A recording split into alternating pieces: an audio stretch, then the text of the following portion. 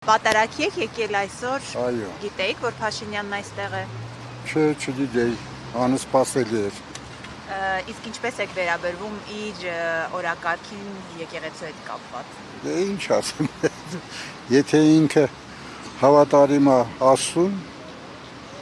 Աստված իր հետ։ Ինչպես է, հավատարիմ է, հավատարիմ չի։ Ինձ թվում է, որ հավատարիմ է։ Նա նույնիսկ եթե եկեղեցու հետ կռիվ չէր էլ անում, Սաղմոս էր կարդում, ես չեմ կարող ասել, որ նա չի գնահատում Աստծու ուժն ու կարողությունը։ Հիմա կաթողիկոսին պետք է հեռացնել։ Դա իմ գործը չէ, ես չեմ կարող ասեմ, եթե ինքը ուզում է հեռացնի, թող հեռացնի։ Ես կարծում եմ, որ ինքը պետք չէր, որ խառնվեր այդ գործերին, բայց եթե խառնվել է, ոնց ուզում է թող անի։ Դա ճիշտ երևույթ լավ կլներ, որ պետական գործերով զբաղվեր, քաստ եկեղեցու խառնուրդով։ Ունեք ինչ-որ հարց ունեք իրեն, որ կցանկանայիք ուղղել։ Ինչ հարց։ Հիմա այստեղ եք մեր մոտենակ, ինչ-որ հարց կա։ Ինքը ստեղ է հիմա։ 11-ի գալու է։ Հարցեր շատ կա, բայց մեկը անօգուտ է։ Ինչ հարցեր օրինակ։ Դե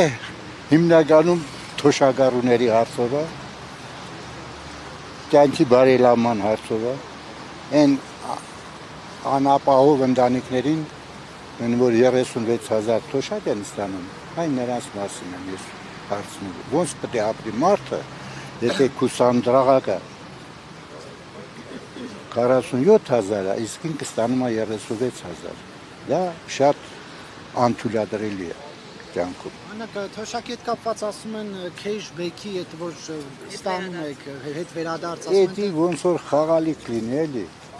անհարմար է, որ այդ ձևով արտահայտում է, որ թոշակ ավելացրեց։ Ասում են առողջապահական այդ ապահովագրությունը դրեցինք, ասում են հիմա կարամ գնա թոշակառուն անվճար։ Մեծ թող սովետական կարգերի ժամանակ առհասարակ եւ բժշկությունը, եւ ուսումը, եւ կրթությունը, եւ ամեն ինչ անվճար էր։ Հիմա զարմանալու ոչ մի բան չկա, որ ինքը ինչ-որ ուզում է գումարներ ներդնի, որ մարդիկ գնան։ Այդ գնացողներին ում որ գումար է դնում,